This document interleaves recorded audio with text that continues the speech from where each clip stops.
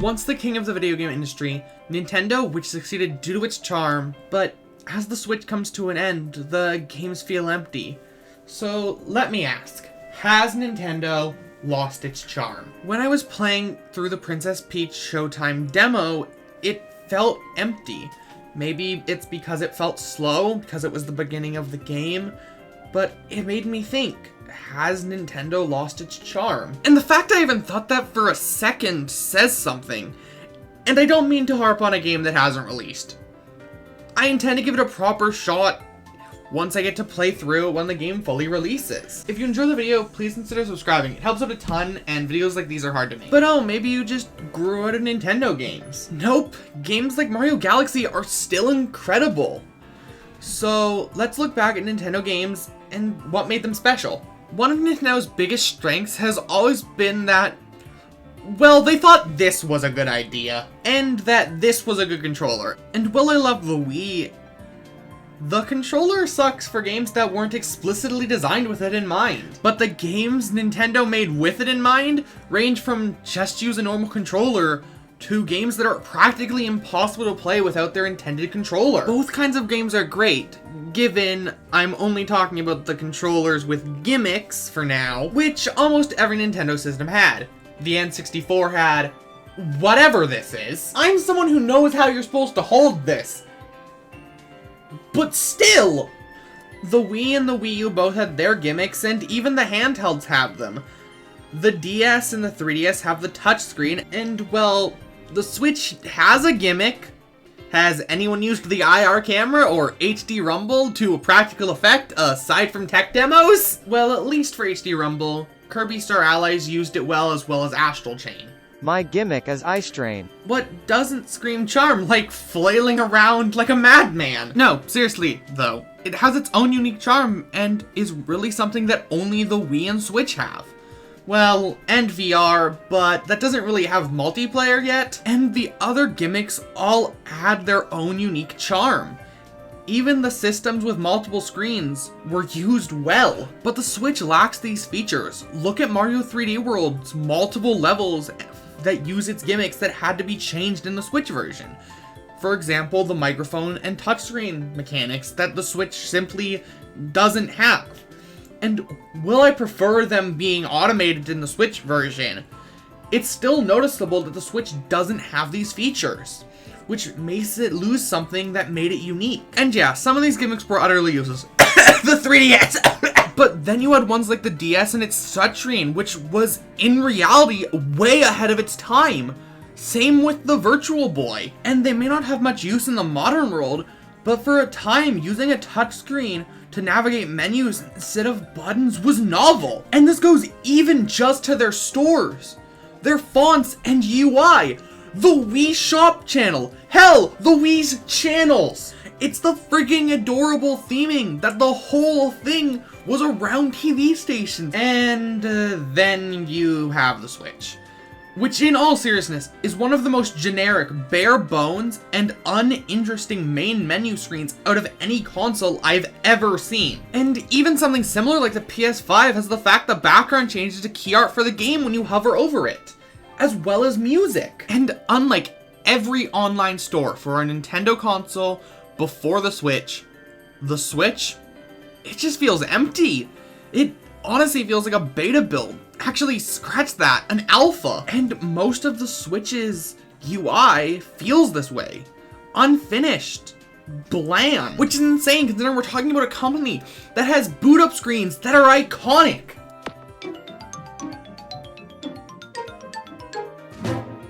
Or songs that fill everyone with nostalgia. Every single small thing felt like it had a ton of love and care put into it. But now, it feels heartless. And that same feeling carries over to some of their games.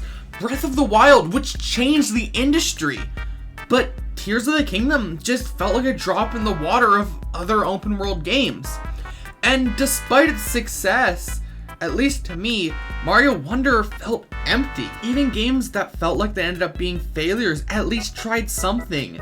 A game like ARMS that no one really talks about at least had an identity. Yet while Nintendo fumbles more and more, games with the same kind of love and care come out every single day. And these are doing exactly what Nintendo once did for the industry. Coming up with unique and charming ideas that may only work on a smaller scale, people still want to see. The smaller experiences that focus on mastering one thing. Pseudo Regalia is a great example. It's a Metroidvania focused on platforming. And while it's short, it's incredibly fun. So many indies do what Nintendo don't. Fun and unique ideas and worlds. Some of them are spiritual successors to franchises people wanted to see new entries in. And this video isn't meant to be Nintendo versus indies. What I'm trying to say is that they have more competition than ever. And during this, some people think that Nintendo games are lacking polish recently. And with Scarlet and Violet, and while I haven't played it, I've heard mixed things on the Mario vs. Donkey Kong remake. And despite me enjoying it, Mario Kart 8 DLC was pretty lazy, especially at the beginning. Wave 1 was just ports from a mobile game, and while it got better, it's insane to think that Nintendo released a game like this, let alone a Mario one. Games from other studios are not only coming up with ideas that Nintendo would do, but they're doing them better. Something I want to make clear is despite the disadvantages in hardware, Nintendo's games have always succeeded due to their charm, but that lack of power is limiting. It's harder to create colorful and charming worlds when you can hardly run them at a solid frame rate. The worlds that are created are held back by sloppy frame rates, visuals, or load times, if not them all. And I'm not saying this to go, oh, Nintendo sucks, or oh, Nintendo's a fraction of their former selves. I'm saying this because I love Nintendo and want to see them succeed. The games they've made in the past have been incredible, and I want to see them continue to make masterpieces. The games I'm about to mention, I love, and I only wish they could be better. After the Chapter 4 boss fight in Xenoblade 3, which I'm not going to show footage of for spoiler reasons, my game got stuck loading for like 3 minutes. Honestly, I thought my game froze and I was gonna have to redo the boss fight again. Which sucks, because if you manage to get sucked into the world of a game, it's horrible when you're taken right back out of it because of a hardware issue. In Monster Hunter World, there was this thing that happened while I was playing with a friend. We were fighting a Silver Rathalos, which is a harder version of the monster Rathalos. I latched onto it with my grappling hook, punched it so I could slam it into a wall while my friend pelted it with arrows. And when I punched it and was about to launch it, it dropped to the ground.